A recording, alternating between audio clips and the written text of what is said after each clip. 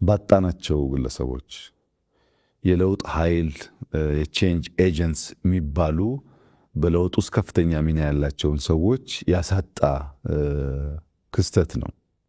ለምሳሌ ዶክተር አምባቸውን ብትወስድ 2003 ጀምሮ ንግግር እናደርግ ነበር ካልኩ ሰዎች አንዱ ነው። አምባቸው በዚያ ጊዜ በነበረን ውይይት ከፍተኛ ጉጉት ነበረው ለለውጥ። ግን እምነቶቻችንን ምንድነው ያሉን፣ እንዴት እናሳካቸዋለን፣ መቼ እናሳካቸዋለን የሚለውን ነገር ለመወያየት ከ2003 በኋላ አማራ ክልል እያለ ተደጋጋሚ ሲመጣ እንገናኝ ነበር። በኋላ ሁለታችንም የካቢኔ አባላት ሆነን በደንብ እየተገናኘን እንወያይ ነበር። ዝም ብሎ ኦቨርናይት የተፈጠረ ነገር አይደለም። ብዙ ምክክሮች፣ ውይይቶች፣ የተለያዩ ሰዎች በውስጥ እያቀፉ መሄዶች ነበሩበት። ጀነራል ሰዓረን ብትወስድ ሰዓረ አጋጣሚ ሆኖ ቀደም ብሎ ሃይ ስኩል ቦርዲንግ ስኩል በጋራ የተማርነው አንድ ትምህርት ቤት ነበር።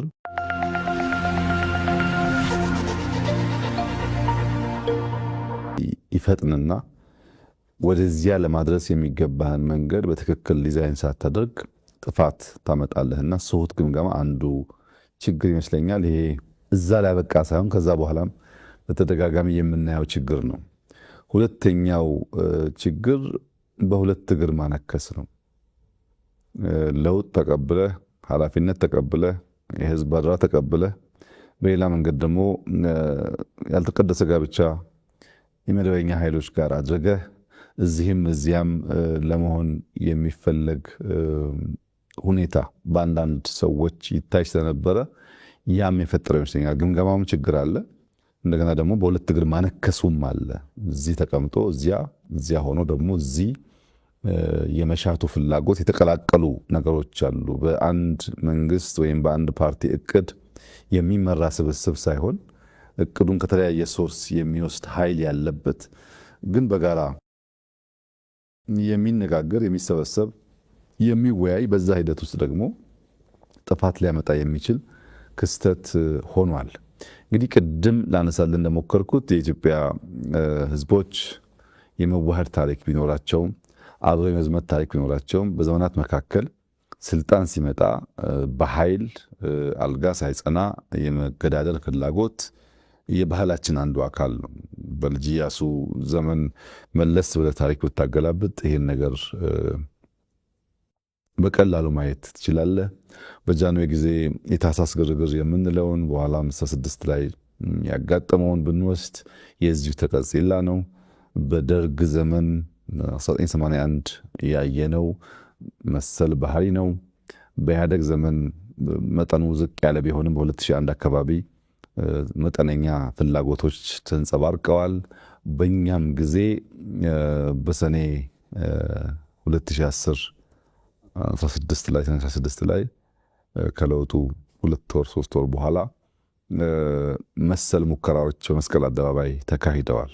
እዚህ በኢትዮጵያ ታሪክ ውስጥ ሁልጊዜም በኃይል ፍላጎትን ማሳካት፣ በኃይል ስልጣን ለመያዝ መሞከር፣ ሰው በመግደል ስልጣን ለመውረስ መሞከር ነበር ማለት ነው።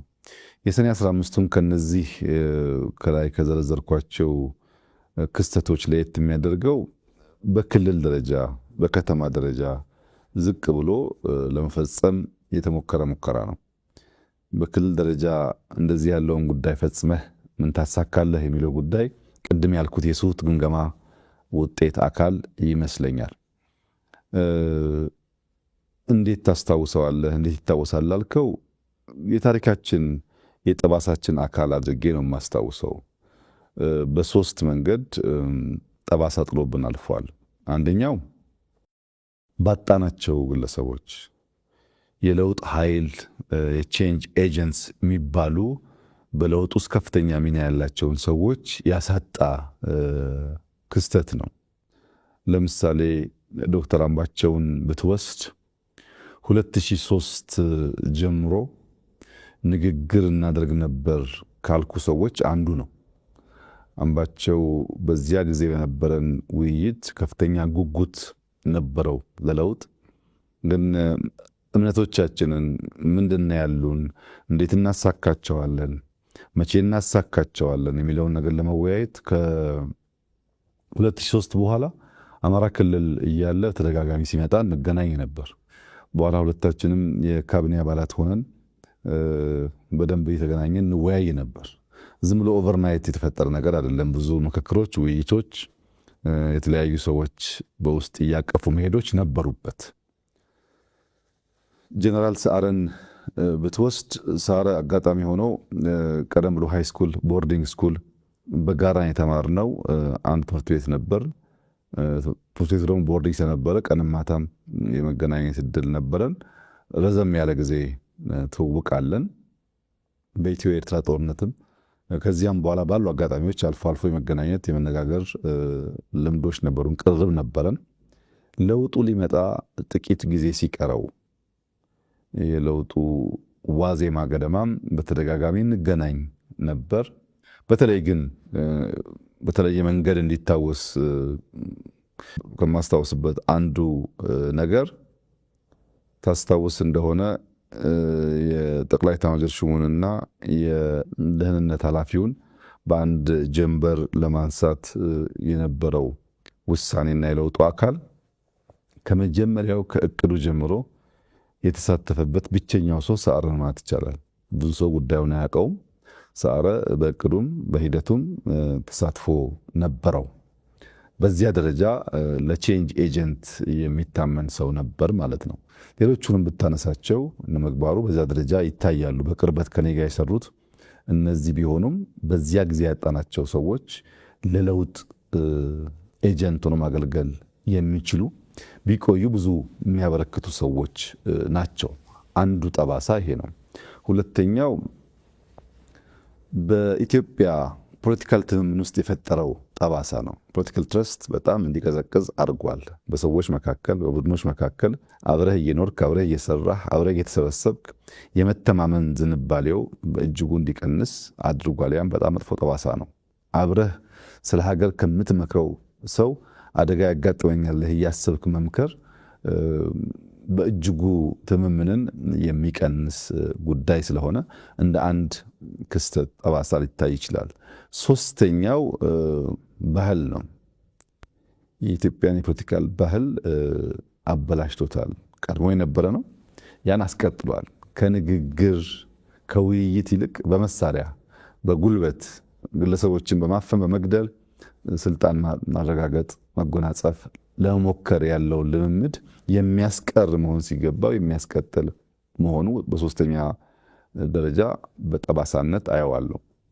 ክስተቱ ይበልጥ የሚያሳዝነው እና አሁንም ቆም ብለን ማየት የሚገባን ገዳይም ሟችም ሁለቱንም ኃይሎች በጀግንነት ያወሳ የፖለቲካል ዲስኮርስ የታየበት ነው። ይሄ በኢትዮጵያ ታሪክ ውስጥ እስካሁን ያለንበት ውጥንቅጥ ታሪክን እንዳለ አስቀምጦ ከመልካሙም ከስህተቱም መማር ሲገባ ታሪክን እየመረጥክ ታሪክን እያንሻፈፍክ ታሪክን በፈለግከው መንገድ አድርጎ የማቆየቱ ጉዳይ አሁን ላለንበት አጠቃላይ ውጥንቅጥ ዋናው መሰረት የዚያ የትርክት ስብራት ጉዳይ ነው።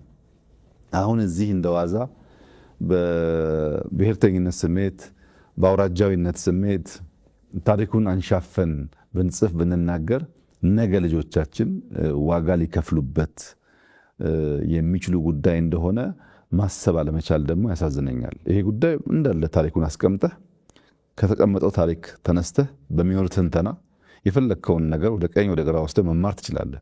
ታሪኩን ማዛባት ግን እምብዛም ጠቃሚ አይደለም። ዛሬ ብቻ ሳይሆን ነገም ዋጋ ያስከፍላል። ትውልድ ዋጋ ይከፍልበታል።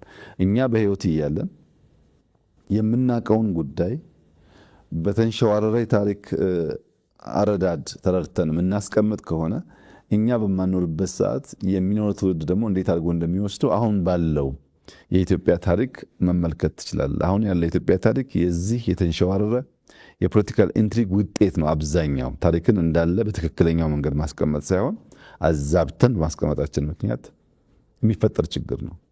ከዚያም ሻገር ሲል የፖለቲካ ሴራ ተንታኞች መጠቀሚያም ሆነዋል። ታስታውስ ከሆነ ዕለቱ ቅዳሜ ነበር፣ ዊኬንድ ነበር።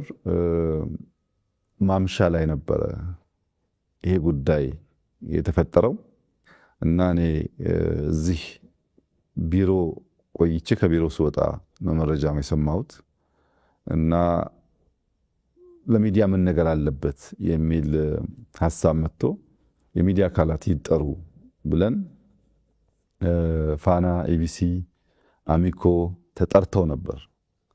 የሰጠሁበትን ቦታ እስከዛሬ አስታውሰዋለሁ እኔ። ነገር ግን ፋናና ኢቢሲ ምናልባትም ዊኬንድ ስለሆነ ምሽትም ስለነበረ ስንጠራቸው በዚያ ፍጥነት አልመጡልም።